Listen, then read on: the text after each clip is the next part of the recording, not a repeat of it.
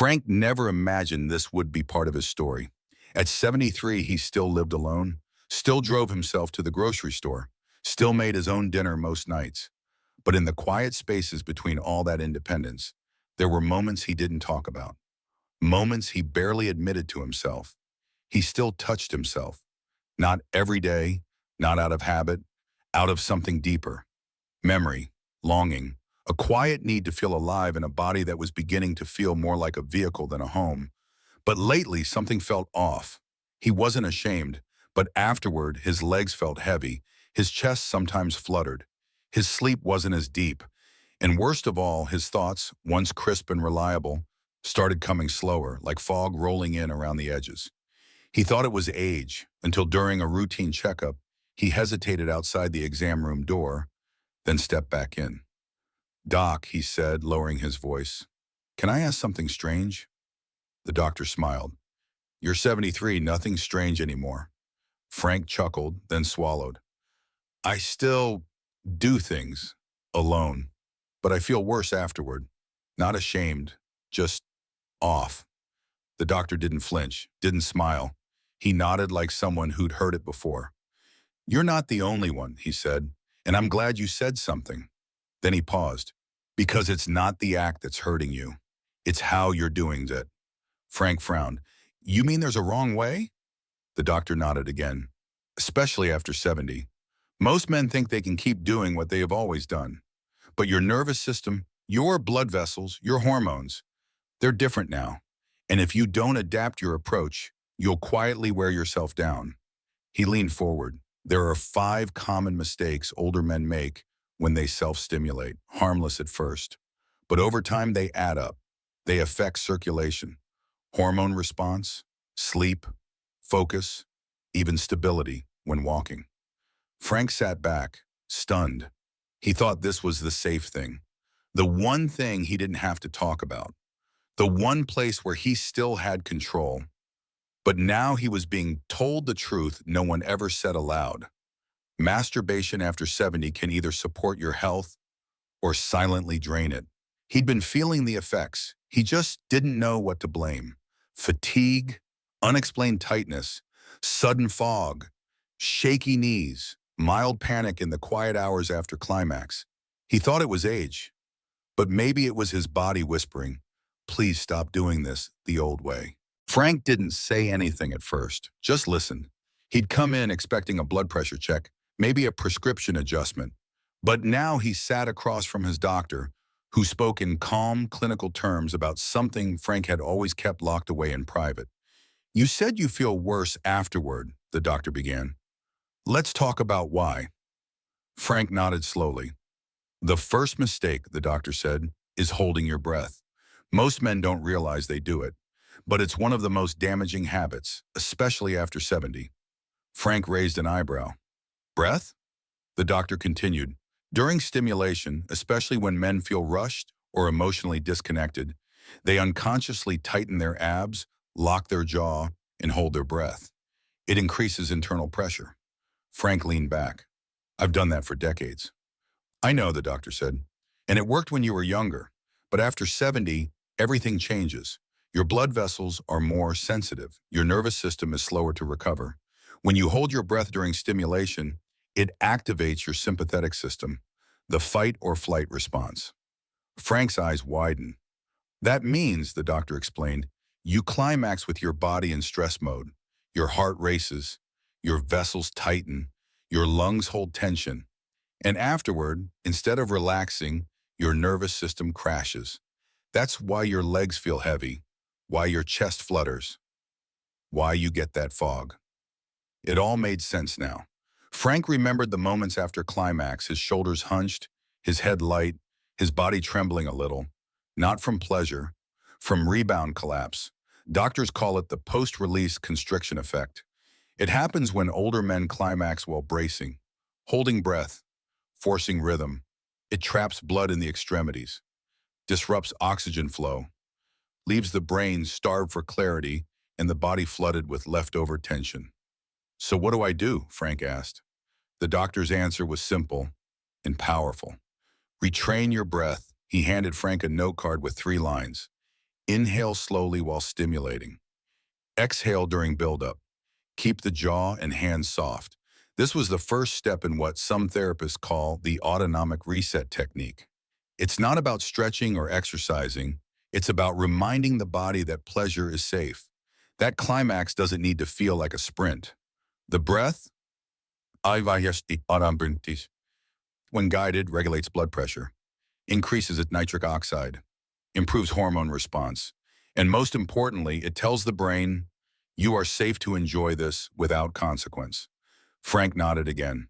It wasn't about quitting.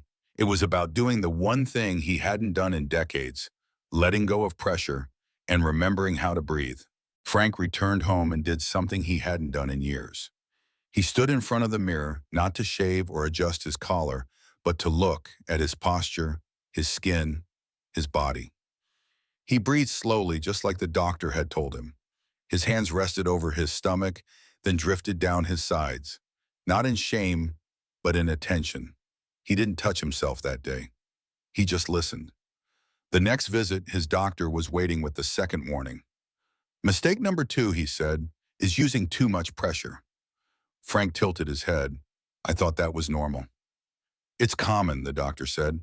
Not healthy? He continued. When men are younger, high friction and tight grip aren't usually a problem. The tissues recover quickly, the nerves are resilient, the blood vessels bounce back. But after 70, your skin thins, your nerve endings dull, your vessels grow narrower, and excessive pressure begins to cause silent damage. Frank leaned forward. You mean like bruising? Worse, the doctor said. Long-term desensitization. Your nervous system stops trusting gentle touch. It adapts to roughness, and eventually you need more and more force just to feel anything. That hit Frank hard. He'd noticed it, how he had to grip harder, move faster, how the old way no longer worked, how gentle touch, especially from someone else, barely registered. It's a pattern we call compression desensitization. It happens quietly.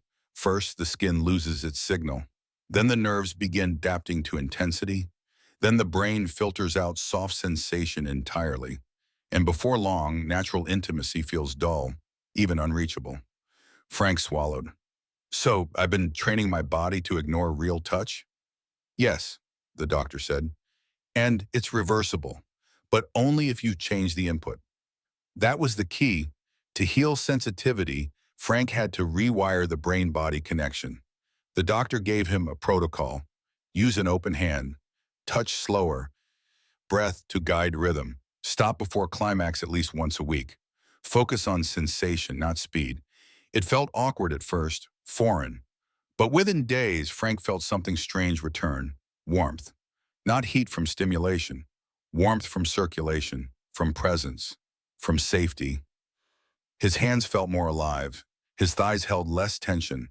And most importantly, his response came back. Not from more force, from less. Because the body, after 70, doesn't want more pressure. It wants more permission to feel. Frank wasn't sure how something so private could feel so unfamiliar. He'd changed his grip. He'd changed his breath.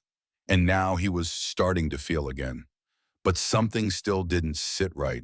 It wasn't in his muscles or nerves, it was in his rhythm. He asked his doctor on the next visit, why do I still feel like my body and mind are out of sync, even when I'm being careful? The doctor gave a one-word answer. Pacing. He explained, the third mistake older men make is rushing through the act, not because they're in a hurry, but because their brain never learned to slow down. Frank raised an eyebrow. You've trained your body for decades to reach climax as quickly as possible, the doctor said. Quick sessions in youth, quiet urgency in marriage, habit over connection. That rhythm becomes hardwired. And here was the problem. Your nervous system links pleasure with speed. And after 70, speed becomes stress. When stimulation is rushed, the brain releases a cocktail of adrenaline and cortisol, not oxytocin and dopamine. The body feels urgency, not safety. And instead of expanding circulation and deepening breath, it pulls back, constricts, closes. It's what we call acceleration collapse. Frank frowned. Collapse? The doctor nodded. Your climax becomes shallow. Your muscles tense. Your breath shortens. And afterward, your entire system slumps into fatigue. It's not weakness. It's the fallout from rushing. Frank sat in silence. He thought back to the last few years. Quick, functional sessions. A few minutes, then sleep. And each time, a little more tension, a little less pleasure, a little more fog. He didn't even know he was doing it wrong. "So how do I fix it?" he asked. "You slow down before you begin," the doctor said. He handed Frank a short list. Stretch for 2 minutes. Sit or lie down with a soft light.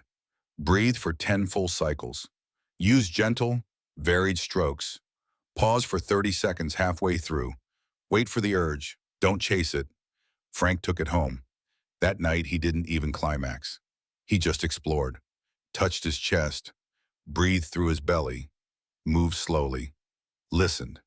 And for the first time in years, he felt his body respond, not out of habit, but out of trust.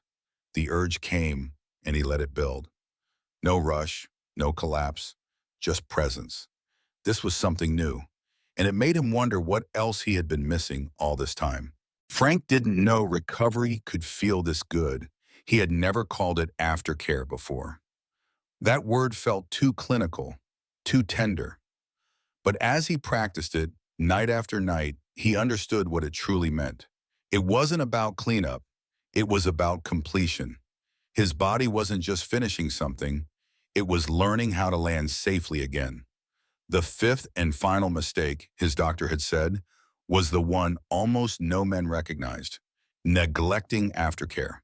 Because for most men, especially after 70, the moment of climax is treated like a finish line. And everything afterward?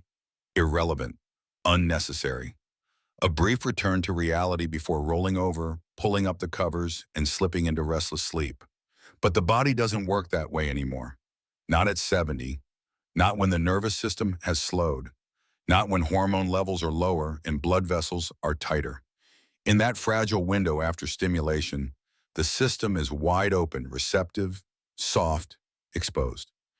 If you don't tend to it, the doctor said, you leave that door open, and the body doesn't recover. It stays in partial shock. That's why so many older men feel jittery after release, or dizzy, or vaguely down for hours, even days. It's not guilt, it's dysregulation. Frank had never thought of that. He always just stood up, washed up, got dressed, and moved on. But now he did something different. He stayed where he was. He placed both hands on his chest and belly. He breathed. He whispered to himself, not as a joke, but as instruction. You're safe, you're good, you're whole. Sometimes he wrapped himself in a blanket. Sometimes he rubbed his thighs or face with warm lotion.